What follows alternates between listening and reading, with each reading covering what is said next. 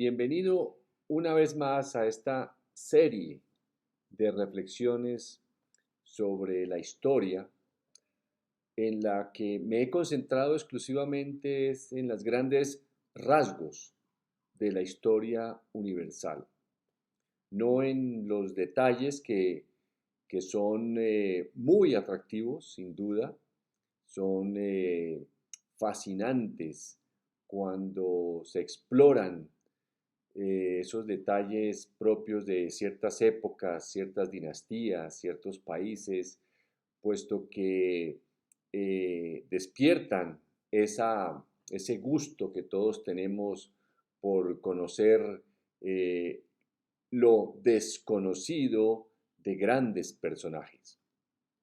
Esta historia, como digo, es una reflexión de los grandes rasgos de los 15.000 años de historia desde el nacimiento de la agricultura, o sea, 150 siglos.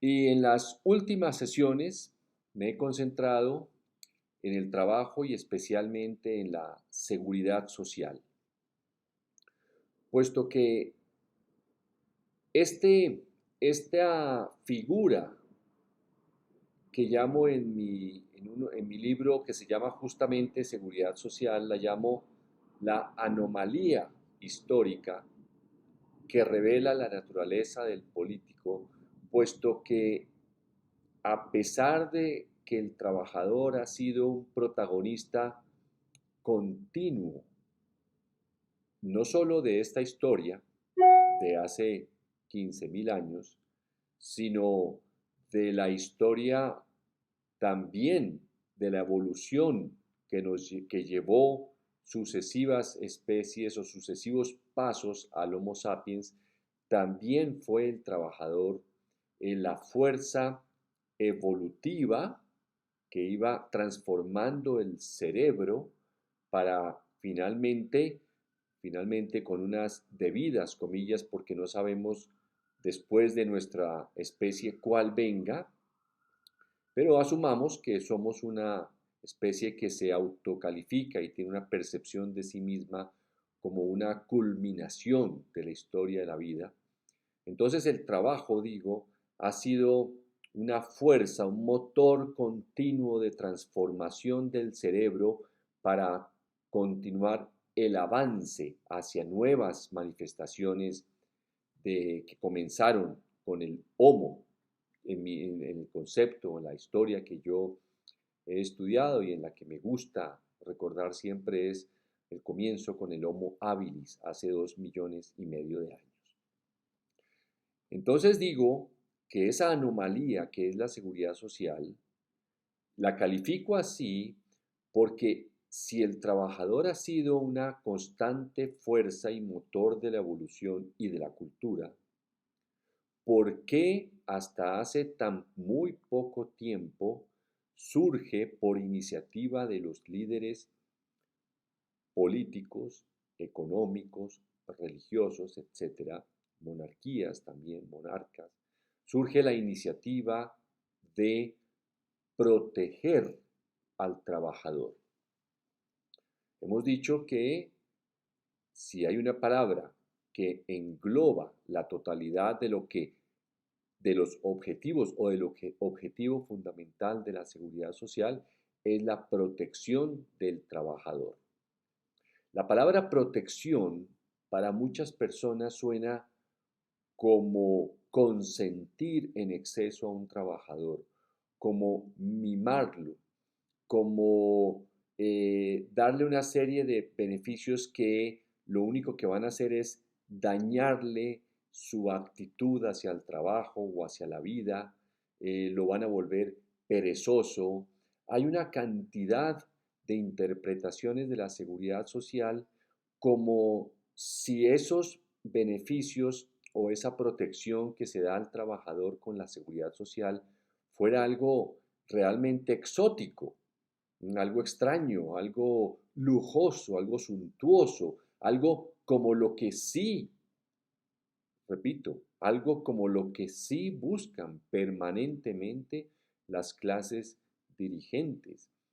Hay que ver los palacios que se construyen los monarcas, los emperadores, los presidentes, los mismos líderes religiosos, los acumuladores de bienes, los que tienen una insaciable afán, no voluntario, sino que es un cerebro que nace insaciable hacia la acumulación de bienes. Ellos, sí, no hay duda que tienen un apetito, un gusto inmenso y descomunal por tener residencias, grandes comodidades, servidumbre. Ellos sí. La seguridad social no está en esa categoría. La seguridad social es una manifestación que en mi concepto debió haber nacido con la misma historia, puesto que al trabajador era natural que había que protegerlo exactamente porque es una fuerza de la sociedad.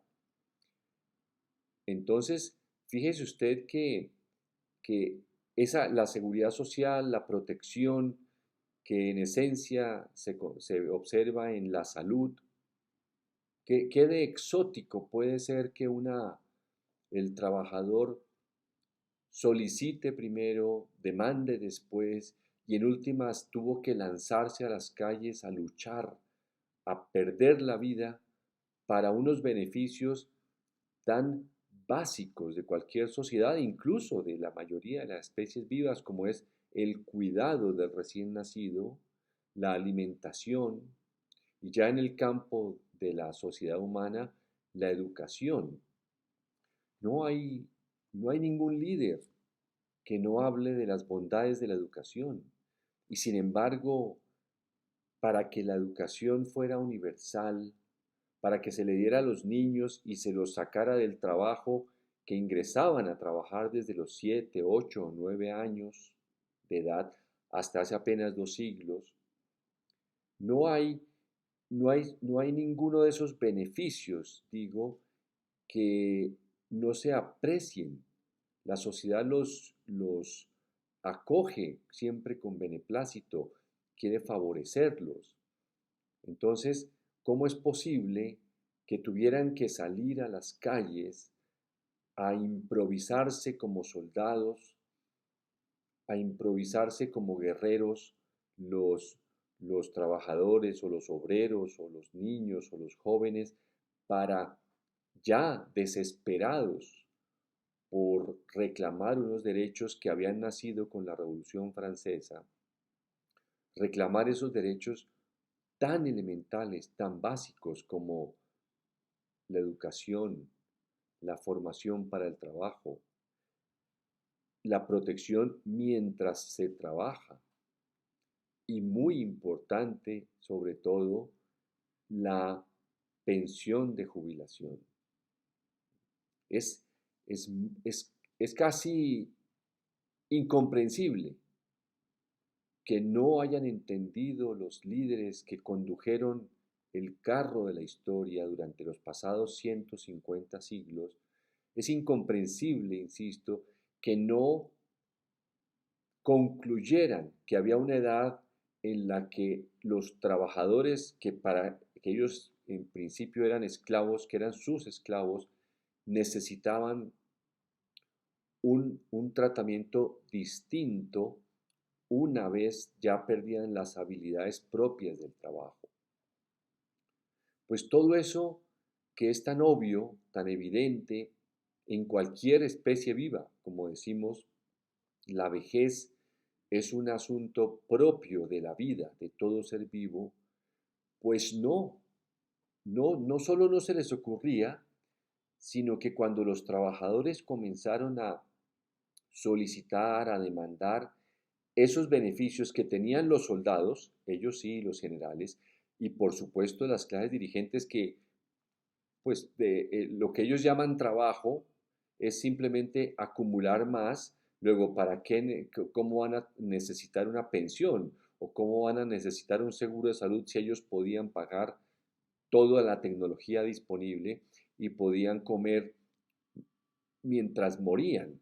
Es decir, no necesitaban ninguna protección. Ya su sed de acumulación, su afán de acumulación era el mismo, ese mismo afán los protegía de las necesidades de la vejez y de la salud.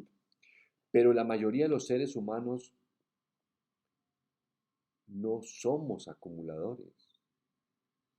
La mayoría de los seres humanos estamos hechos de una pasta distinta.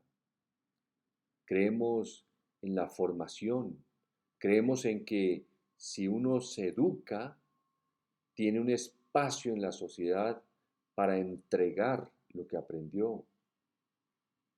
Y no estamos deseando que el trabajo, ese conocimiento, ese gusto por contribuir sea la fuente de sumas de bienes, de dinero incalculables. No, eso tienen que entenderlo los grandes acumuladores de poder y de dinero, que los hay a todos los niveles de la sociedad.